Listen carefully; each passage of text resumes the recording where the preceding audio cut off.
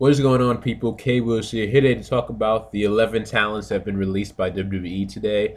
I'm actually surprised that so many people have been released in one day. But anyways, 9 of them were wrestlers, 2 of them were non-wrestlers. One being Mark Harris, he was the referee, and Theodore Long. Now, Theodore Long has been in the wrestling business for a very long time. I thought he was great as a SmackDown GM years ago. He had this cool personality about him, and it was always funny with him and making tag teams and ended up being known as Tag Team Teddy.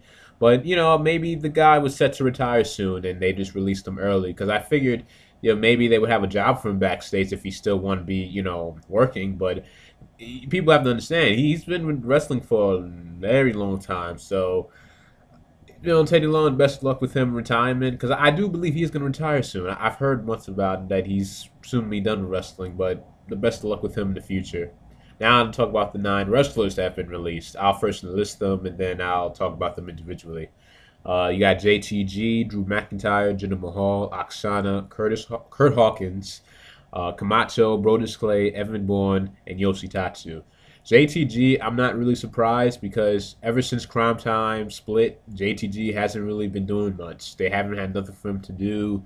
He's been, pretty much a job guy, and it'd be rare if you saw him on Raw. And I know sometimes when he would appear on Raw, he would always trend on Twitter because most people would think like he was released already or out of a job, but he still was there for all that time. And he did some work with NXT, but yeah, JTG, it sucks the way I think turned out because Crime Time was a good tag team, and it's too bad they never really went all the way with that tag team for them winning titles.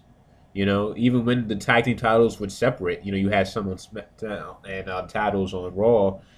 They just never won the titles, which was too bad to me. And to me, Crime Time was a good team, but unfortunately, they broke up, and ever since then, JTG, they've just used him as a job guy, unfortunately. Then you got Drew McIntyre, Jinder Mahal. They're both a part of 3MB along with Heath Slater. Actually, a little surprised with Drew McIntyre, but then again, this was the guy that was supposed to be the chosen one, handpicked by Vince McMahon, and a lot of people like Drew McIntyre. I was a big fan of his on SmackDown, and when he went to Raw, people thought he was gonna be, real top guy soon, but that didn't end up happening.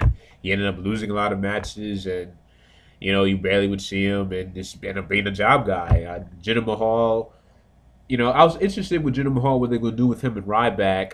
Trying to, elevate somebody else up and becoming heel, but it just didn't really work out. And they decided to form 3MB with Heath Slater, and I thought the group was pretty cool.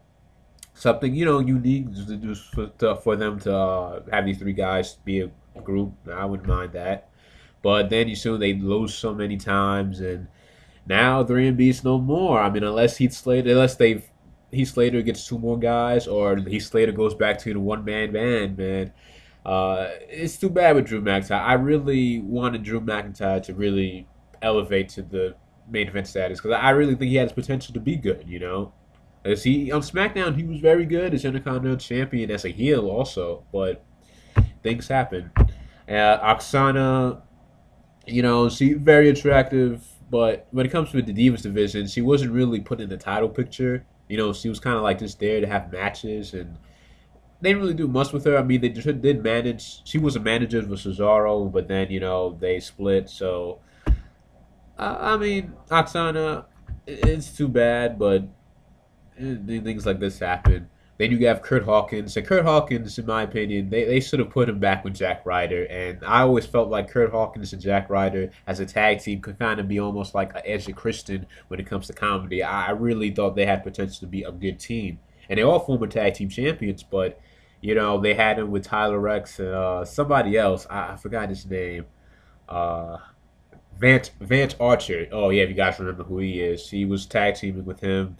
And then Curt Hawkins went alone, and like I said, really underutilized. See, some of these guys, you can't really appreciate them as much because they're not really shown, so I don't really have much to say about some of these guys, but I like Curt Hawkins, and maybe this is the best for some of these guys, and I'll get to that after I talk about each superstar. Then you have Camacho, and Camacho, I mean, I thought him and Hunico as a tag team was interesting, but I was a more fan of a Hunico because Hunico's awesome in the ring.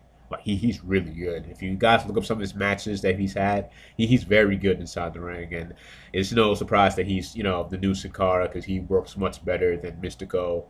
Um, Many reasons why, and I guess Camacho now is was a loner in NXT, and I don't know. I really didn't follow him that much, but yeah, it's too bad he got released. That's all I'll say. But I don't know. He wasn't really like a fan favorite for me. And I don't think for most people as well.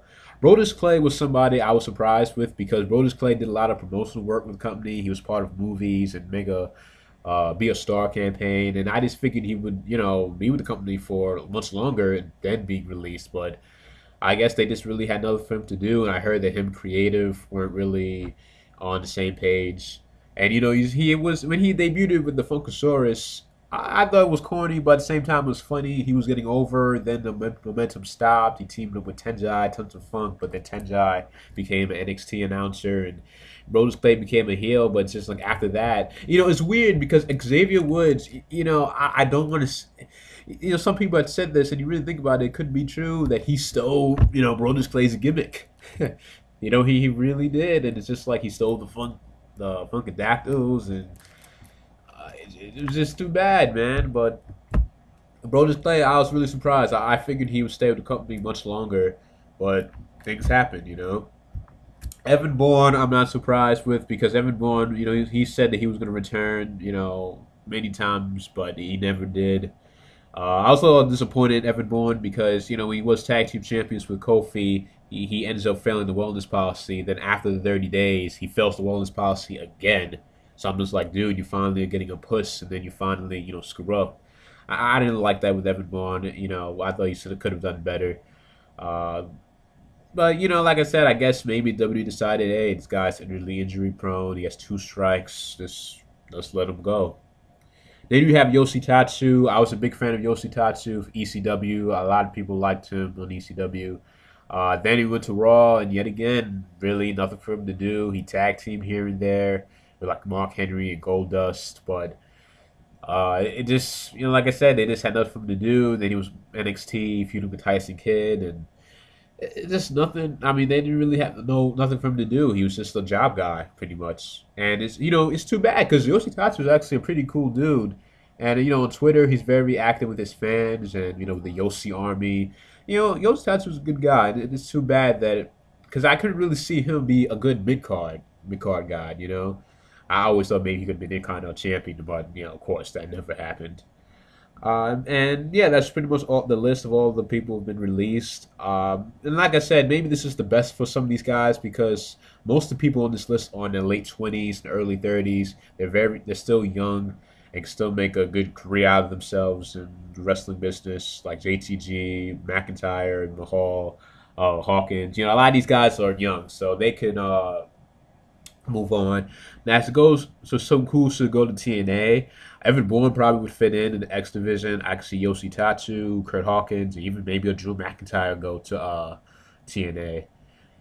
And I'm actually looking forward to see if some of these guys do a shoot interview, such as like a JTG or Drew McIntyre, especially just to hear about like what happens, and especially with Drew McIntyre because he was really on the rise, and then it just stopped. And I really want to know exactly what happened and the details of some of these guys' careers, along with Curt Hawkins and Yoshitatsu too.